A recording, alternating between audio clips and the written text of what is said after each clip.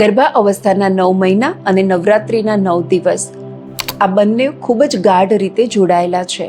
ખૂબ નસીબદાર છે ગર્ભવતી માતા જેમની ગર્ભાવસ્થામાં નવરાત્રિના 9 પવિત્ર દિવસો આવી રહ્યા છે.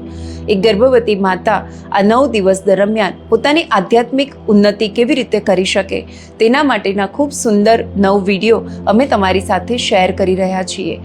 પ્રત્યેક વિડીયોમાં બાળક સાથેનો ગર્ભ સંવાદ પણ ખૂબ સુંદર રીતે સરળ ભાષામાં અમે તમારી સાથે શેર કરી રહ્યા છીએ.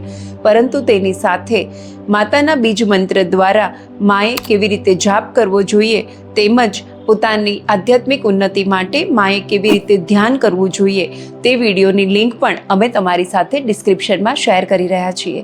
આશા રાખીએ છીએ કે હરેક ગર્ભવતી માતા આ 9 દિવસના તપથી પોતાના બાળકના અસ્તિત્વમાં આધ્યાત્મિકતાના બીજ રોપી શકશે.